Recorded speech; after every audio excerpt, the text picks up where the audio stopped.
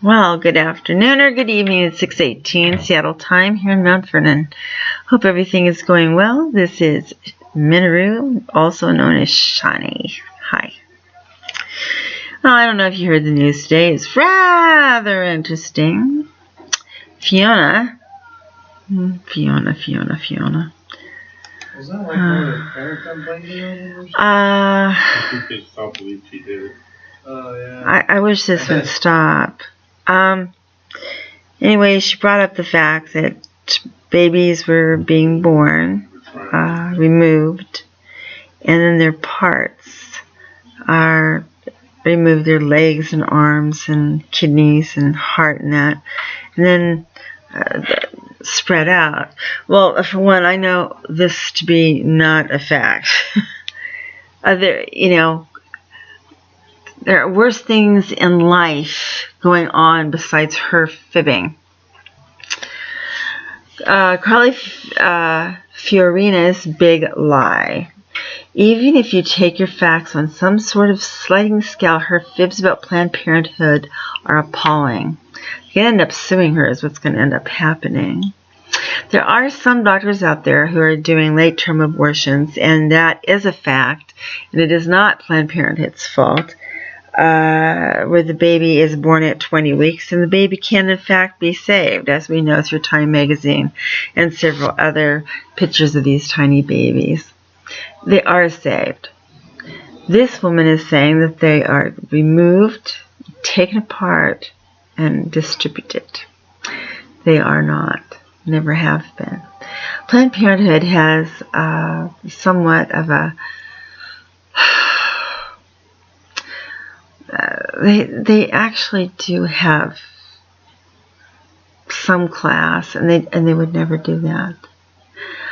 Now the embryos for stem cell are clinically put together and not removed. They're not removed from a woman's body. Hey, can you guys quiet her down, please? Please. Oh Lord, sorry everybody. And that's for stem cell research for people who are quadriplegics and paraplegics, which is proven to be very, very successful. I'm not saying I agree with it. I'm saying if it's successful on some things, there's some things that when you are just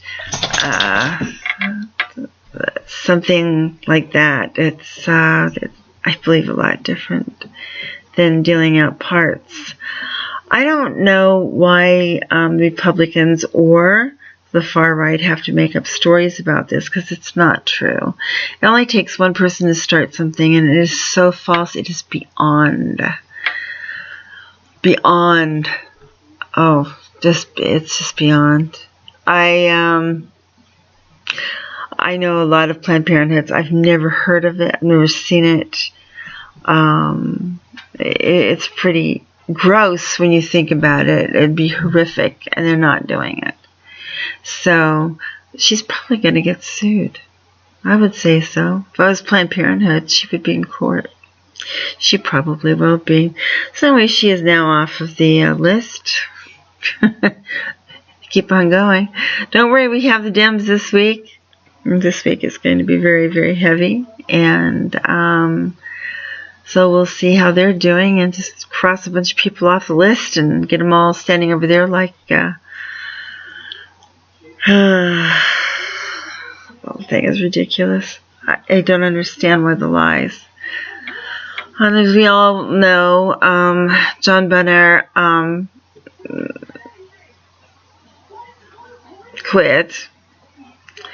Hardcore conservatives, of course, rejoiced over the fall of him.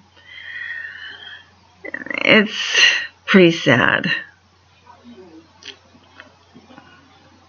It's just sad. Anyway, on to other news.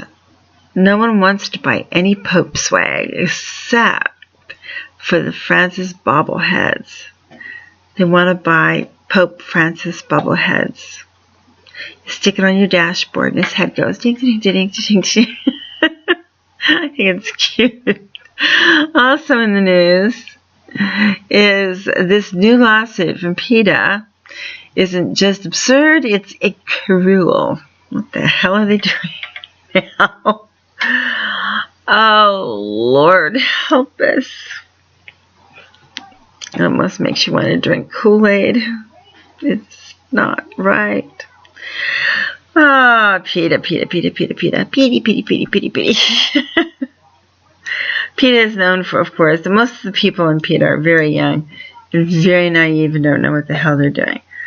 At this point, people, that's what they, well, you know, this one of those things. At this point, People for the Ethical Treatment of Animals is known largely as an organization devoted to executing tiresome publicity stunts that, while theoretically attached to the concept of animal rights, mostly function as self-promoting performance art. While irritating, this is generally not a great moral crime.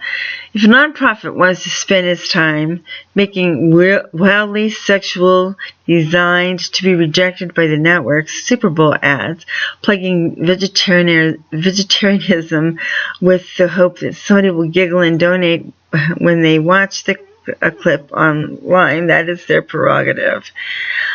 Unfortunately, Peta's latest bit of shtick seems to involve a victim. This week, the group of the copyright infringement suit. I'm reading this, by the way. This article is by Jordan Weissman, and he is from www.slate.com. He wrote this article for them. The blogs are about business and economics. So, oh my God. A copyright infringement suit against David Slater, the wildlife photographer you may recall from last year's ever-amusing monkey selfie controversy. In 2011, during an expedition in Indonesia, a black-crested macaw grabbed Slater's camera and began gleefully snapping pictures of itself. One of his shots posted above this story and miraculously turned out to be a perfectly focused, adorably stoned-looking selfie that was republished around the world, but Slater's luck ran dry when Wikipedia editors posted the portrait, claiming it belonged in the public domain. The reasoning was simple. In the United States, the copyright for a photo typically defaults to whoever hits the shutter. Since in this case, a monkey did the pressing and apes can't claim copyrights, the image had no owner.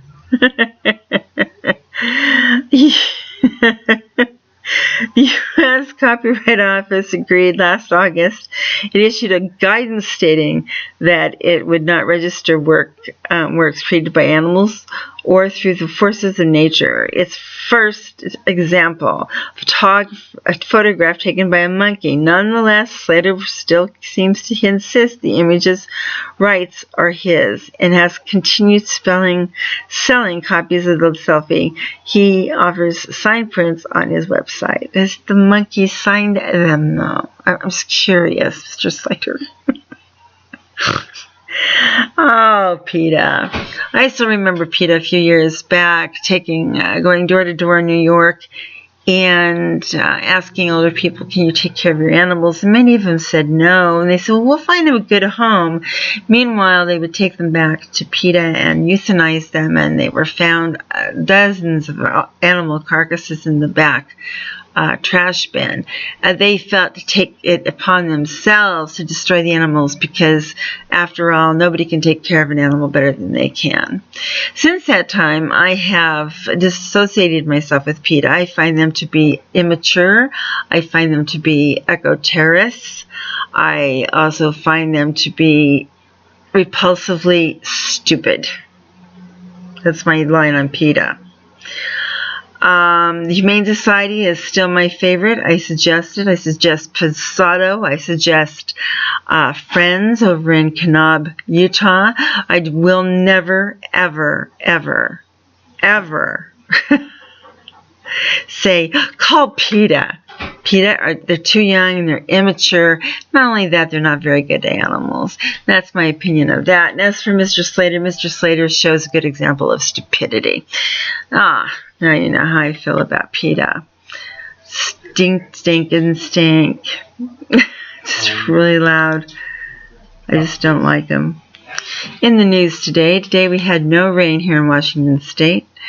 It was quiet today, actually. I had to go buy another washing machine. Other than that, what can I say?